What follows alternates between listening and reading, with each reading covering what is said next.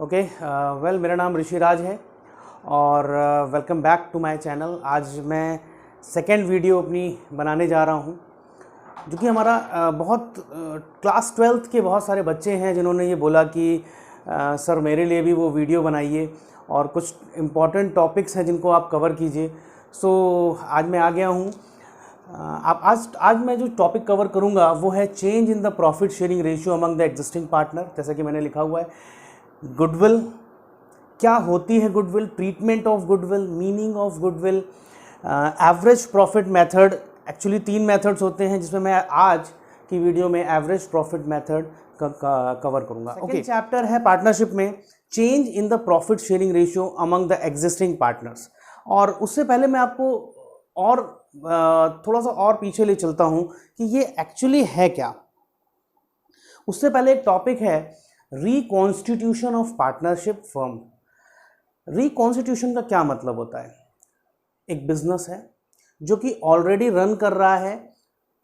Example मैं हमेशा example लेके चलूँगा, अभी तक वो एग्जाम्पल लेके चलूँगा। Mister A and mister B, ये 2 लोग पार्टनर हैं और ये लोग ऑलरेडी, इनका एक प्रॉफिट शेयरिंग रेशियो है। अब ये लोग चाहते हैं, अब यहाँ पे अगर मैं बात करूं कि रिकॉन्स्टिट्यूशन ऑफ पार्टनरशिप फर्म क्या होती है। जब भी कोई पार्टनर्स होते हैं वो अपनी पार्टनरशिप में जब आते हैं तो एक एग्रीमेंट के तहत आते हैं और वो एग्रीमेंट में बहुत सारी चीज़ें होती हैं जो कि लिखी होती हैं, जिसे हम लोग पार्टनरशिप डीड कहते हैं। बट रिकॉन्स्टिट्यूट हम लोग कब करेंगे? हम लोग तब करेंगे जब कोई भी पुराने एग्रीमेंट में चेंज हो रहा होगा। अगर पुराने एग्रीमेंट में कहीं पे भी कोई चेंज हो रहा है तो फर्म को रिकॉन्स्टिट्यूट करना पड़ेगा और उसके लिए हमें क्या क्या चीज़ें करनी पड़ेंगी, क्या क्या कंडीशंस होती हैं, वो मैं अभी डिस्कस कर लेता हूँ। बट उससे पहले मैं बात करूँ कि कौन कौन सी कंडीशंस हैं जहाँ पे पार्टनरशिप फर्म को रिकॉन्स्टिट्यूट करने की ज़रूरत पड़ती है। आइए जल्दी से देखते हैं। सबसे पहला ही टॉपिक है वो है change in a profit sharing ratio. Change in profit sharing ratio second topic है हमारा, जहां पे अगर कोई एग्जिस्टिंग फर्म है, जैसे कि मैंने एग्जांपल लिया ए एंड बी, और एक नया पार्टनर बिजनेस में एंटर हो रहा है ऑफ कोर्स ए और बी के कंसर्न के तहत, तो उसे बोलते हैं, वो टॉपिक होगा admission of a new partner. It means already 2 partner से अब एक और पार्टनर आपके बिजनेस में एंटर कर रहा है, तो वहां पे भी अब प्रॉफिट शेयरिंग रेशियो चेंज हो जाएंगे, बहुत सारे ट्रीटमेंट्स और चेंज हो जाएंगे, उन पे मैं आगे बात करूंगा। Third one is retirement of a partner. कोई एक पार्टनर रिटायरमेंट ले रहा है, उसमें भी प्रॉफिट शेयरिंग रेशियो चेंज हो जाएगा और बहुत सारी चीजें उसमें भी चेंज हो जाएंगी। Fourth one is death of a partner, यानी कि किसी एक पार्टनर की सडन डेथ हो जाना। And fifth one is amalgamation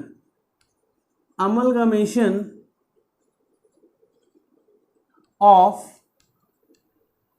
partnership firms. ये भी एक केस है जहां पे 2 पार्टनरशिप फर्म आपस में मर्ज करती हैं बिजनेस को एक्सपैंड करने के लिए। तो पहली वाली फर्म के भी पार्टनर्स होते हैं, सेकंड फर्म के भी पार्टनर्स होते हैं, और वो सब मिला करके एक नई फर्म रिकॉन्स्टिट्यूट करते हैं, और वहां पे भी वो सारी चीज़ें, ये केस लागू होता है। हम लोग आगे बात करते हैं। आज हम लोग थोड़ा सा इस पे बात करेंगे, और मैं नहीं चाहता कि वीडियो बहुत लंबा हो जाए, इसलिए हम लोग कुछ एक लिमिटेड टॉपिक्स को इंट्रोडक्शन लेंगे और नेक्स्ट उसी के आगे हम लोग कंटिन्यू करेंगे। Okay, so change in a profit sharing ratio. Change in a profit sharing ratio, अगर एग्जिस्टिंग पार्टनर्स हैं और वो लोग डिसाइड करते हैं कि नहीं, अब हम लोग को अपने पुराने रेशियो पे काम नहीं करना है, हम लोग को चेंज करना चाहिए, तो क्या कोई एक पार्टनर कर सकता है? नो। यहाँ पे जितने भी एग्जिस्टिंग ओल्ड पार्टनर्स होंगे वो सब डिसाइड करेंगे और एक नए रेशियो पे आएंगे, और जब सब लोग एग्री करेंगे देन वो फर्म में वो चीज़ें चेंज की जाएंगी और एग्रीमेंट्स में चेंज किए जाएंगे।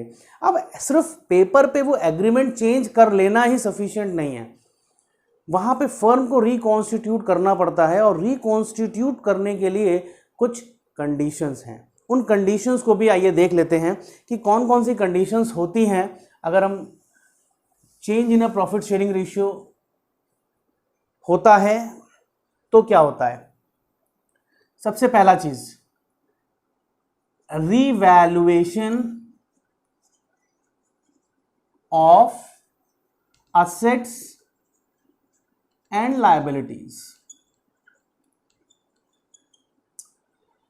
जैसे कि हम सबको पता है कि हम लोग की अकाउंटिंग में हिस्टोरिकल कॉस्ट कॉन्सेप्ट होता है, बट जब भी ये कंडीशन आती है तो वहाँ पे हमें अपनी असेट्स और लायबिलिटीज़ को रीवैल्यू कर लेना पड़ता है, और उनकी दोबारे से वैल्यू, करंट वैल्यू निकाल ली जाती है, और उसमें जो भी प्लस माइनस होता है उसके ट्रीटमेंट्स किए जाते हैं।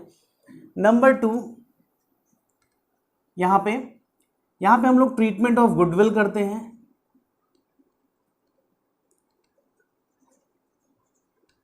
Treatment of goodwill. तीसरा हम लोग करते हैं treatment of accumulated profits and losses. बहुत सारे रिजर्व्स बनाए होते हैं बिजनेसेस में, पुराने रिजर्व्स होते हैं, उनका ट्रीटमेंट किया जाता है इस सिचुएशंस में, और एक्सेट्रा। ये सारी चीज़ें यहाँ पे की जाती हैं जहाँ पे इनके कैपिटल अकाउंट्स चेंज हो जाते हैं, नई बैलेंस शीट बनती है, और इस तरीके से होता है। पर आज मैं जो बात करूँगा इस टॉपिक में वो है गुडविल पे। और गुडविल के आगे बढ़ते हैं तो उससे पहले हम लोग ये जानेंगे कि गुडविल होती क्या है। बहुत बार बच्चे ट्रीटमेंट्स जानते हैं बट कंफ्यूज हो जाते हैं। और गुडविल क्या है? गुडविल का अगर आप डिक्शनरी मीनिंग देखेंगे तो ख्याति, इसे बोलते हैं ख्याति। ख्याति मीन्स आप गुड नेम कह सकते हैं।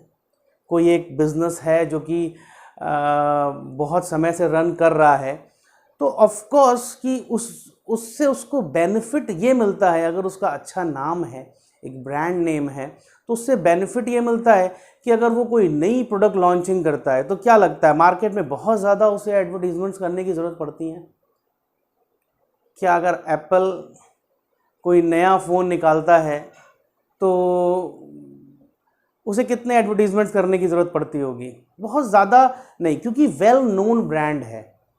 आप किसी भी बड़ी फॉर्च्यून 500 कंपनीज़ के देख लीजिए जिनको लोग जानते हैं, ब्रांड्स पे वो प्रोडक्ट्स बिकते हैं। आज पार्ले जी अगर कोई नया बिस्किट निकालता है तो उसे ब्रांड बताने की ज़रूरत नहीं पड़ती कस्टमर्स को। कस्टमर ऑलरेडी खाली इतना सफिशिएंट है कि वो पार्ले जी का प्रोडक्ट है। ओके, सो मैं बात कर रहा था कि गुडविल एक गुड नेम होता है। बट अगर हम अब बात करते हैं फर्म के प्रोस्पेक्टस से, कि अगर फर्म है और उसका एक गुड नेम है, उसने काफ़ी समय से वर्क किया, उसका मैनेजमेंट अच्छा है, जो पार्टनर्स हैं वो ऑलरेडी बहुत अच्छा वर्क कर रहे हैं, और आज की डेट में अगर फर्म के अंदर कोई चेंजेस होते हैं तो फ्यूचर में उस गुडविल की वजह से प्रॉफिट कंटिन्यू होता रहेगा। बट वो किस चीज़ की वजह से है? फर्म में चेंजेस होने के पहले होने की वजह से फ्यूचर में वो प्रॉफिट एज इट इज़ मिलता रहेगा। मैं एक एग्जांपल ले लेता हूँ change in profit sharing ratio से पहले, कि अगर कोई नया पार्टनर एंटर कर रहा है, सेम एग्जांपल है ए एंड बी। अगर हमारे पार्टनर हैं, ओल्ड पार्टनर्स हैं ए एंड बी, एंड सी जो है वो न्यू पार्टनर आ रहा है बिजनेस में। एग्जाम्पल ले लेते हैं कि 1:1 में A and B profit share करते थे। जब सी ने एंटर लिया तो ए बी सी का जो रेशियो है वो 1:1:1 हो गया, एग्जाम्पल। तो अब आप देखिए कि सी ने एंटर किया आज, और राइट आफ्टर 1 ईयर, 1 साल के बाद उस फर्म का 1/3 का प्रॉफिट सी को मिलेगा। 1/3 का प्रॉफिट सी को मिलेगा, बट अगर गुडविल क्या है, गुडविल यही तो है कि गुडविल आज काम किया है, अदर 10 साल से ए एंड बी काम करते हुए आ रहे थे फॉर 10 ईयर्स, और आज यहाँ पे सी आ गया, और तो 1 साल के बाद जो प्रॉफिट होगा क्या वो सी की मेहनत का सिर्फ होगा, या इस ए और बी की गुडविल और इसकी मेहनत जो इसने की है उसका बेनिफिट उस सी को मिलेगा? सही है। तो देखिए यहां से यहां तक जो आगे गए वो कहीं ना कहीं ये मानते हैं कि वो इन्हीं की वजह से यहां पे प्रॉफिट हो रहा है, जहां पे ए भी अपना सेक्रीफाइस कर रहा है और बी भी सेक्रीफाइस कर रहा है अपना रेशियो। पूरे प्रॉफिट का हाफ हाफ ए और बी लेते थे, अब 1/3 और 1/3 लेंगे और 1/3 सी को दिया जाएगा। तो ये क्या है, ये गुडविल है। गुडविल की वजह से ही फ्यूचर में भी प्रॉफिट्स होते हैं। तो उन इफेक्ट्स को सेट करने के लिए गुडविल के ट्रीटमेंट्स हैं, जिसकी बात हम आगे करेंगे, क्योंकि उससे भी पहले कुछ और टॉपिक्स हैं जिनको जानना बहुत ज़रूरी है। वो टॉपिक है कि गुडविल का calculation, the calculation of goodwill. Okay, so goodwill calculate, अगर मैं बात करूं कि एग्जैक्टली गुडविल की वैल्यू मॉनेटरी टर्म्स में कैलकुलेट करना पॉसिबल है, तो अगर फर्म चल रही है तो बहुत टफ है। अगर फर्म चल रही है तो बहुत टफ है। फर्म को अगर आप सेल करते हैं तो आपको एग्जैक्टली गुडविल की वैल्यू मिल सकती है, पता चल सकती है मॉनेटरी टर्म्स में। बट अगर आप फर्म को सेल नहीं कर रहे हैं तो आपको गुडविल की एग्जैक्ट वैल्यू नहीं पता चलेगी। सो आपको कोई ना कोई मेथड्स अडॉप्ट करने पड़ेंगे to calculate goodwill for this situations. अब गुडविल दो तरह से अराइज होती है। एक सेल्फ कैलकुलेटेड गुडविल, मैं लिख देता हूं यहां पे। एक होती है self calculated goodwill and second one is purchased goodwill. Purchased goodwill just like self calculated goodwill. Of course पहले मैं बात करता हूं परचेज गुडविल की। जब कोई बिजनेस दूसरे बिजनेस को परचेज कर लेता है तो वो उसके पूरे नेटवर्क को परचेज कर लेता है, और उस नेटवर्क का परचेज करने का मतलब है उसकी नेटवर्थ भी परचेज कर लेता है। और अगर नेटवर्थ परचेज कर लेता है मींस उसकी गुडविल भी ऑटोमेटिक मिल जाएगी। यू नो, कस्टमर के पॉइंट ऑफ व्यू से अभी भी उसको वही सर्विस मिल रही है, वही कंपनी को जानता है, वो उसी का कस्टमर है, उसके पास से कुछ फ़र्क नहीं पड़ा। लेकिन कंपनी की ओनरशिप चेंज हो गई, तो उससे क्या हुआ कि ओनरशिप चेंज होने से पहली वाली कंपनी जिसने परचेज किया है उसको दूसरी कंपनी की गुडविल एक दिन में मिल जाती है, तो वो परचेज्ड गुडविल होती है। And next one is self calculated goodwill. Self calculated goodwill में कैलकुलेट करना पड़ता है, डिफरेंट मेथड्स को अडॉप्ट करना पड़ता है, अज्यूम करना पड़ता है, और देन वो गुडविल कैलकुलेट होती है। तो आइए जल्दी से बात कर लेते हैं कि गुडविल कैलकुलेट करने के कितने मेथड्स हैं। सो कैलकुलेशन ऑफ गुडविल, हमारे पास टॉपिक है calculation of goodwill. Calculation of goodwill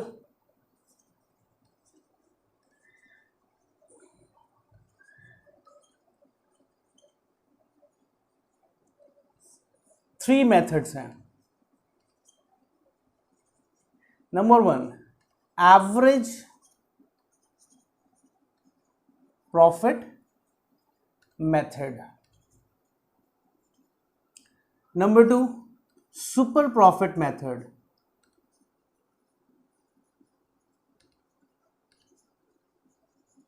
and number 3 is capitalization value method.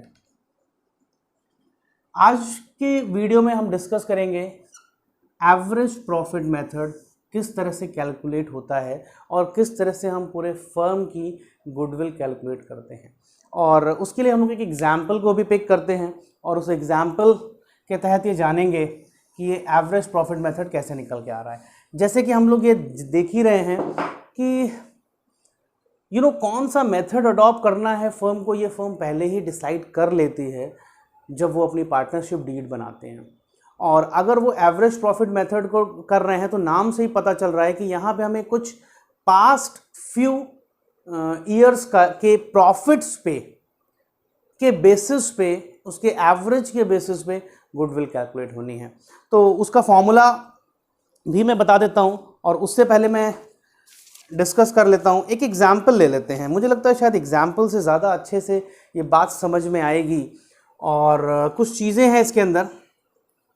एक एग्जाम्पल पिक कर ले रहे हैं हम लोग, और उस एग्जाम्पल में एक एग्जाम्पल यहाँ पे मैं समरी लिख ले रहा हूँ। मिस्टर एस हैं, M and N,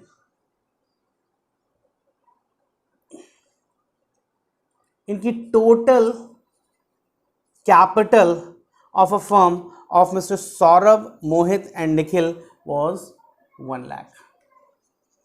The net profit for the last 3 years, that is 13-14 का इनका जो प्रॉफिट रहा है वो 40,000 रहा है। सॉरी, 14-15 का जो इनका प्रॉफिट रहा है वो 46,000 रहा है, एंड 15-16 का जो प्रॉफिट रहा है वो 52,000 रहा है। एंड यहां पे इन्होंने दिया हुआ है कि यहां पे एबनॉर्मल लॉस भी हुआ है फर्म को, वो है 3,000 रुपीज का abnormal loss. And goodwill of the firm, we have to calculate the goodwill of the firm to be valued at 2 years purchase of average profit. ये क्वेश्चन है हमारे सामने, और यहाँ पे हमें गुडविल कैलकुलेट करनी है, और इस क्वेश्चन एग्जाम्पल के तहत हम लोग ये समझ जाएंगे कि किस तरीके से गुडविल, इस मेथड के थ्रू गुडविल कैलकुलेट की जाती है। सो आइए जल्दी से देखते हैं। सो कैलकुलेशन ऑफ गुडविल देखते हैं। सो यहाँ पे गुडविल का फॉर्मूला है, goodwill of the firm is equal to average profit into number of years purchase. अब यहाँ पे number of years purchase given है 2 years, and average profit calculate करना है। मैं यहाँ पे एक और बात आपसे बताना चाहूँगा, गुडविल, अब गुडविल में जैसे कि यहाँ पे इन्होंने दिया हुआ है कि 13 और 14 में 40,000 का प्रॉफिट है, 14 और 15 में 46,000 का profit and loss account show कर रहा है, एंड 15-16 में 52,000 का शो कर रहा है। बट यहाँ पे ब्रैकेट में लिखा हुआ है कि एबनॉर्मल लॉस 3,000 रुपीज़ का हुआ है। मैं आपको बताना चाहूँगा कि एबनॉर्मल लॉस और एबनॉर्मल प्रॉफिट कभी भी हो सकता है किसी फर्म में से, कि बहुत बड़ी चोरी हो गई, वो भी एक लॉस है, आग लग गई, ये भी एक बहुत बड़ा लॉस है। तो क्या इससे गुडविल पे कोई फ़र्क पड़ना चाहिए बहुत बड़ा?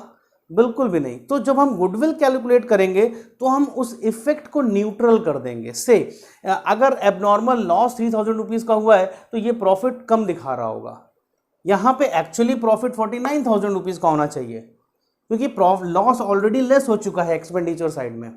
और अगर मैं बात करूं कि अगर यही एबनॉर्मल प्रॉफिट यहाँ पे लिखा होता तो इट मीन्स हमारा प्रॉफिट जो शो हो रहा है वो ज़्यादा शो हो रहा है, तो हमें उस प्रॉफिट को कम कर लेना चाहिए, क्योंकि हमें यहाँ पे नॉर्मल प्रॉफिट के साथ में वर्क करना है। नॉर्मल प्रॉफिट एक फर्म में कितना हो रहा है, हमें उसके साथ में गुडविल का कैलकुलेशन करना है। सो मैंने बताया आपको कि 46,000 एक आपका जो प्रॉफिट है उसमें से ये एबनॉर्मल लॉस लेस हो चुका है, तो हम लोग यूज़ करेंगे 46,000 प्लस 3,000। हम लोग उस लॉस को एक्सेप्ट नहीं करेंगे और उसको ऐड ऑन कर लेंगे यहाँ पे।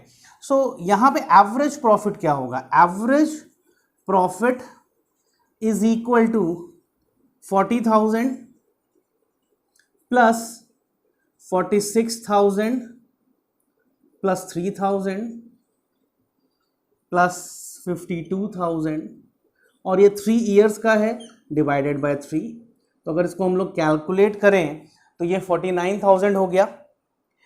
और इसको तीनों को अगर हम कैलकुलेट करते हैं तो चारों करते हैं तो यहाँ पे हो गया 6, 3, 9, 10, 11 का 1 कैरी आया 1, 4, 4, 8, 1, 9 एंड 5, 14।